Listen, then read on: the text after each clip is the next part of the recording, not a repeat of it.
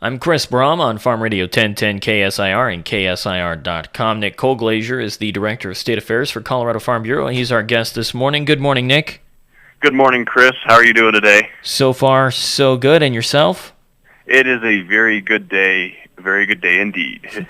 Well, today is the final day of the legislative session.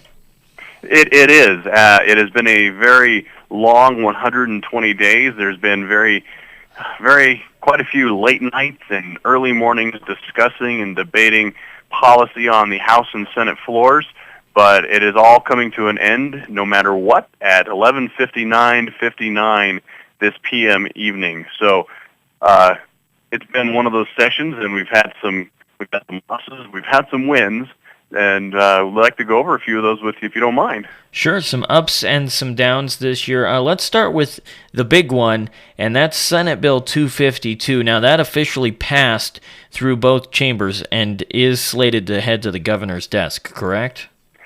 That is true, Chris. Senate Bill 252, which is the bill that would require the provider of rural Colorado's electricity, which requires them to double the amount of renewables that they use from 10% now to 20%, did pass the chambers. It was amended in the House to reduce it from 25 to 20%, but that still requires a huge burden for them to build out the infrastructure and the energy generation of renewables to meet this mandate. It did, as I said, it's gone through both houses. It was conferred to, so now it is being sent to the governor's desk, and it's going to be awaiting his signature at this moment.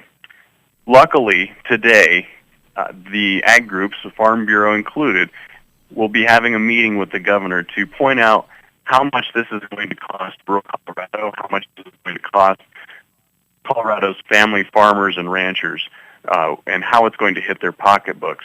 Hopefully, we can convince him through our testimony and through our illustration of the numbers and the impacts of those numbers that we can get a veto out of this bill. All right, and how's it looking on that front? I mean, does it look like that's going to happen, or is it going to be an uphill battle at this point?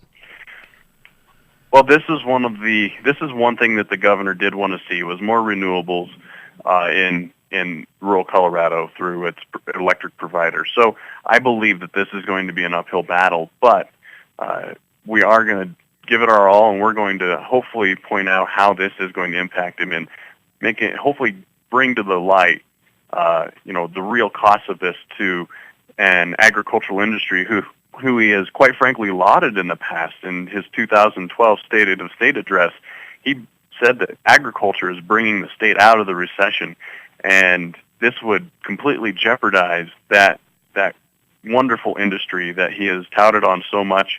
He brought people from the city out to the plains with his bicycling event to Yuma and Ray and Burlington and back to Yuma to show everybody that there's things outside of Denver and that there's another part of Colorado that is beautiful and viable and has great and wonderful people.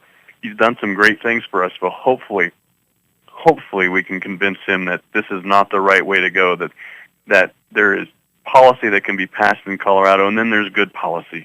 And we want to work on good policy with him and have him veto this measure.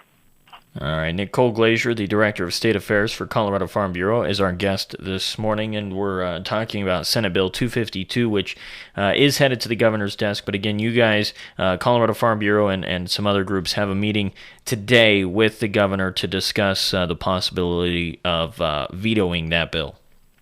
Correct. So in light of that and the disappointment to see that went through the chambers as quickly as it did, we actually had some successes as of late in these last waning days of the session, where we were pounding the Capitol marble from dawn until dusk. The couple bills that we wanted to see go away actually did. The Senate was able to kill House Bill 1269, which was the Conflicts of Interest bill. What it did is it wanted to rearrange the COGCC Commission, which is the Colorado Oil and Gas Conservation Commission, that oversees the development of all of our natural resources in Colorado.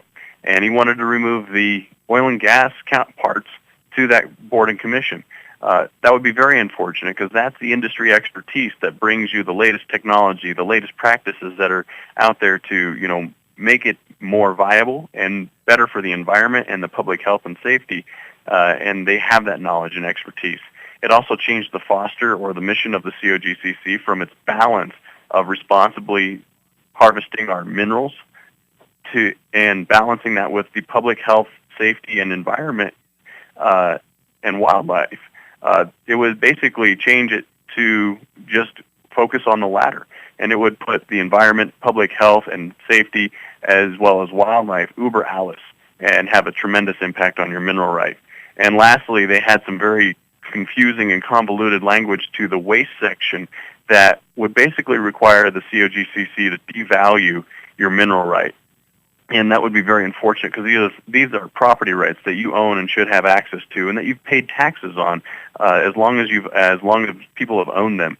So to just take that away and devalue it because a government regulation says that you shouldn't have access to it would be an egregious infringement on your property rights. So that was actually killed in the Senate a couple days ago. So that was some very good news for our mineral rights owners and for property rights in general in this state. The second bill that was killed in the Senate was House Bill 1316, and this was a groundwater monitoring bill. Late last year, we actually went through a rulemaking process to establish groundwater monitoring rules throughout the state. This bill apparently was, the rule wasn't enough for our legislators, and so they passed this bill through the House, and this would have changed and required some different types of groundwater monitoring. It would have made it a little more stringent, and it would have really been hard to comply with. And so luckily that one was defeated in the Senate as well to, let the rule that we put into place just last December actually take place and work before we actually go in and change things and move the target yet again. And lastly, we actually were able to pass a really good water bill for agriculture. That was House Bill 1130. And this bill is going to give us more tools in our toolbox to try and keep water from leaving the farm. This bill extends the interruptible water supply agreement, which allows a farmer to lease his water to a municipality in emergency years, such as drought years, when he knows he's not going to have a lot of water, and the city knows that they're going to need a little extra to cover them on the backside. They can lease this water for 3 out of 10 years, and this bill simply expands that program to allow two more 10-year periods. So another great tool in the toolbox. We were able to get that passed yesterday to hopefully keep buy and dry from happening and allow that one of those most valuable assets to farmers and ranchers to stay on the farm and ranch. Well, certainly a little bit of good news as the session wraps up, and I can't speak for everyone, but I speak for the majority of people when I say we want to thank Colorado Farm Bureau for all the hard work that you guys put in throughout the session, making sure that the regulations and the legislation and everything that was put forth was in the best interest of agriculture and rural Colorado. We love doing it, Chris, and we'll keep fighting hard for agriculture. And quite frankly, it's easy to fight for an industry that has such great people and that do such great work for everyone across the state. So it was a rough session, but we got through it, and I think we got through it okay. Well, we will look forward to hearing from you about the outcome of the veto meeting with Governor Hickenlooper regarding Senate Bill 252, the rural electric bill, and hopefully we can get that to go our way.